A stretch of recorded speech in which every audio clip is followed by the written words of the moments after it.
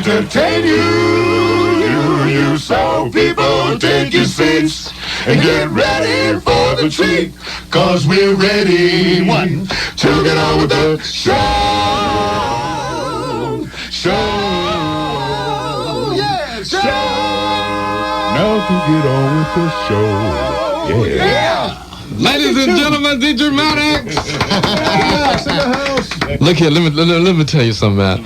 Like, it is absolutely a DJ's dream to sit in a studio with a group like the Dramatics and hear you guys tune up for a tune. And you come on the radio and you hit that bad boy like you've been singing it together ever since day one. I do mean day one. It's the reality to see that you be the greatest that ever did it. Yeah, no, Mo, you strong, man. Let me tell you this, man. And man, this is about the Dramatics now. I know it's about Dramatics and you and all your fans and listeners.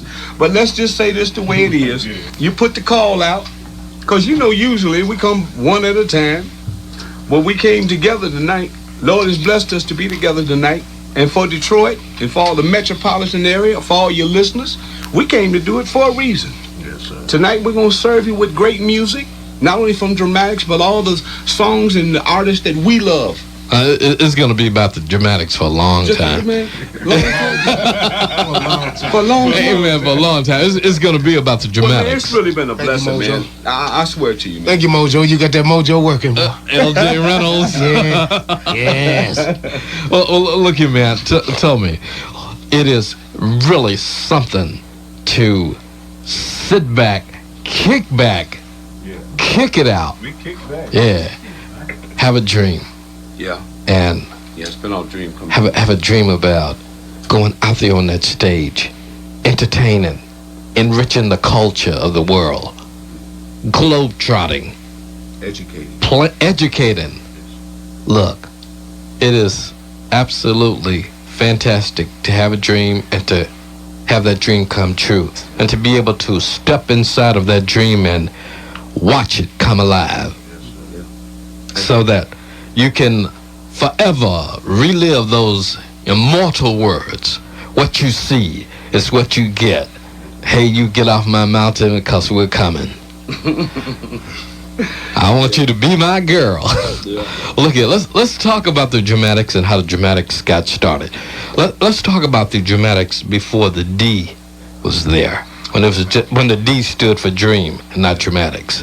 Because you went from dreams to the Dramatics. Yeah, actually what happened was back during the time we were first getting together, and this is Ron talking to you, but yeah, it is a dream come true, Mo.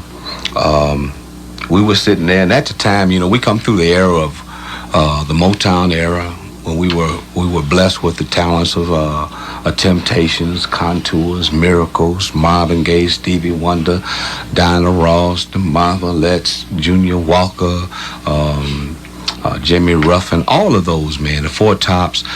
We come through that era, and I used to sit there, man, many a day, and I sat there in amazement to see the performers perform the way they did at the Fox Theater with the Motown Review, and I used to compliment Berry Gordy for the job well done as a child. And I sat there and I said, God, that'd be great to do. It became something that I wanted to do. And the first record, even before the first record, when we talk about the name, at that time, like, Temptation was so powerful. See, you could have any name that rhymed with temptation. Shun. T-I-O-N. You know, sensations, persuasions, sanctions, sanctions. You know, in all those, we went through all of those, and I'll never forget it. We had just got with Golden World Records, which was started by Mr. Ed Wingate here in Detroit, with Joanne Braden and so many of them, man. J.G. Barnes was there. George Clinton in Parliament, they were there.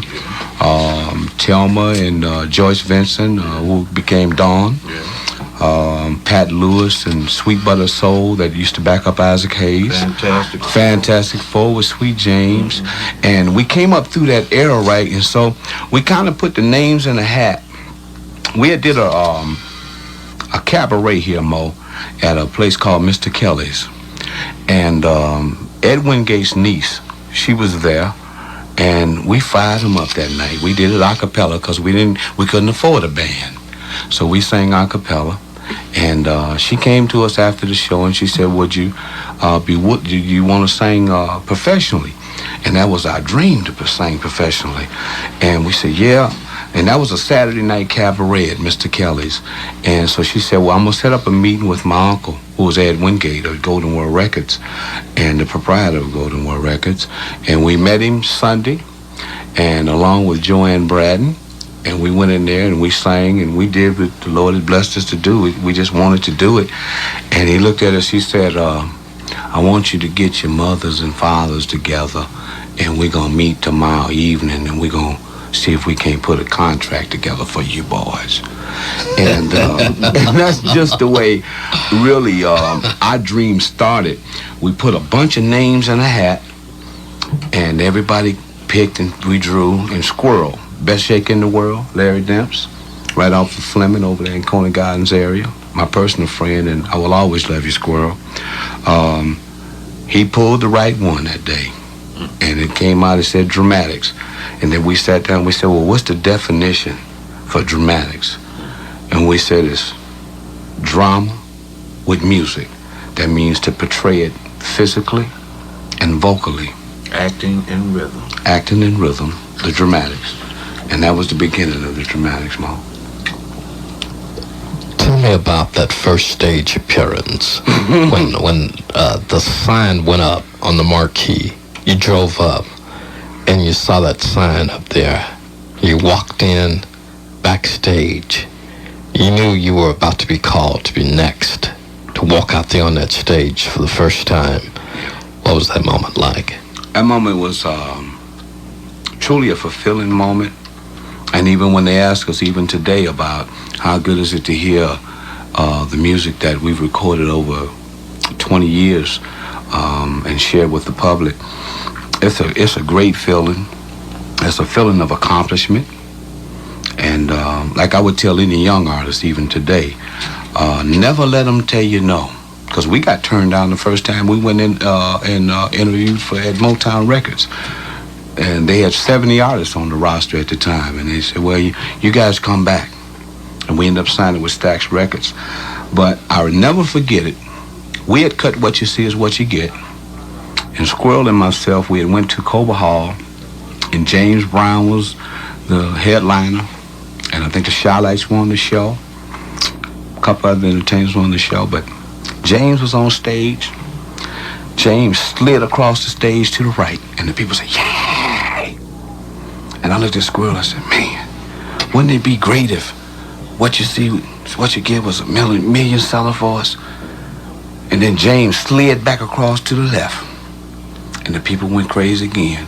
And he looked at me and said, yeah, and we could sing with James Brown, and we could go on tour with James Brown. Well, tell you how powerful the Lord is, and how powerful being determined to be successful in what you do.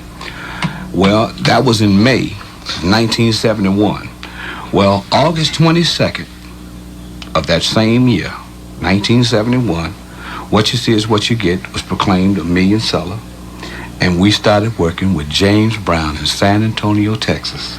And guess who presented us the gold record? Who? James Brown. The Godfather. So, Fantastic. So when we speak of dreams, truly believe this. It's great to dream. It's great to think that you can be somebody.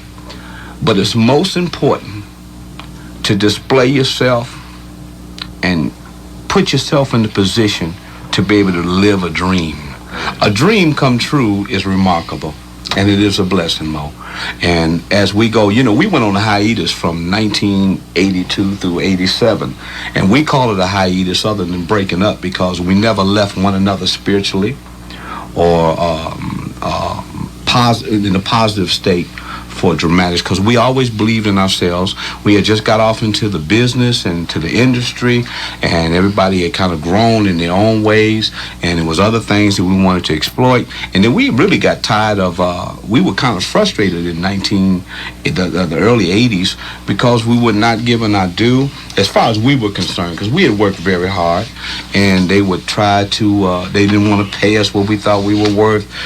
We went through a lot of trying times, of trial of tribulation. Mental agony. Let's say it, mental agony, whatever you want to call it. But we went through a hiatus, and we just decided before we started getting in one another's throats, let's just go and disperse this for right now. But we kept in communication with each other, and that's why we call it a hiatus for the Dramatics.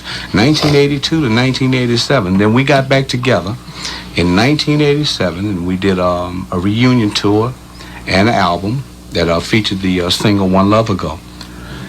And much to our amazement, and I've got to say it this way, because much to our amazement, as we traveled and went on tour nationally and internationally and domestically, the receptance and the crowd response, I will never forget it. I forget what show. I think we played here at the Premier Center there. And when the first time that we came back to Detroit, and we went back into the dressing room, and it was the first show was over. And man, we had a ball. And the people were just, perfect as far as supporting the artists. And us being from Detroit, to be received once again. See, Detroit was the launching pad for the Dramatics, even though we were broke nationally with What You See Is What You Get. To see the people at home receive you once again, the way that they received us from the beginning and the conception of Dramatics in 1971, to see them do the same and give us the same response and the same support in 87. Man, we sat there between shows and we looked at each other, we said, hey man, maybe this is what we're supposed to do. Okay? And since then, man, I really, when we go to the show now, I can't wait till they sit down. Because as soon as they sit down, I know I can go to work. I can start entertaining them. Look, I think that a lot of people would join me in saying this. The Dramatics, ever since I've been in the city, collectively and individually, you've been one of the most approachable groups. You've been superstars, and you knew it and the public knew it, but for those brief moments that they encountered you, you never acted that way, and they just treated you like, what's up, Ron? What's up, Lenny? Right. What's up, LJ? Yeah. Steve. What's up, Steve? Willie. Yeah, Squirrel. Yeah. It's like they just walked up to you, and you guys can go anywhere you want to go. Sure, people are glad to see you. Yeah. And they know that's a comfort. The history of the Dramatics. But I think it's nice to be able to go around the world and still stay at home. Yeah, it is, man. You know what I mean? I mean, that's something. It's remarkable, man. As a matter of fact. It's okay. Let's talk about going around the world. In 80 days. In 80 days. Shake hands with everybody. When that D for dreams, D for Dramatics, D for Detroit. That's a good one. Yeah. 3D. The ambassador, yeah. I like that. In 3D, the ambassadors from the Motor City to the world, the Dramatics. As a group, you guys have been there since the days of Stax Records. You've been through different record companies. You've had your ups and your downs. But tonight, we're all together, and that is incredible and remarkable. L.J. Reynolds, when you go on stage and you start singing, you look out there at that audience, and you know what you want to do to them, you know what you want to do for them. Tell me, what are the things that crosses your mind the moment that you walk out on stage? We've been so many places, in our life and times. We sung a few 100,000 million songs. We made some bad rhymes. Sing it, though. We've acted our life on stages with 10,000 people watching us. But now we're together. And tonight, we're singing that song just for them. And you know what? That is basically what's on my mind. You're listening to Electrify Mojo, Rare Moments. If you like this video, hit the like button. If you wish to subscribe, hit the subscription button. If you like this video, hit the like button. If you wish to subscribe, hit the subscription button.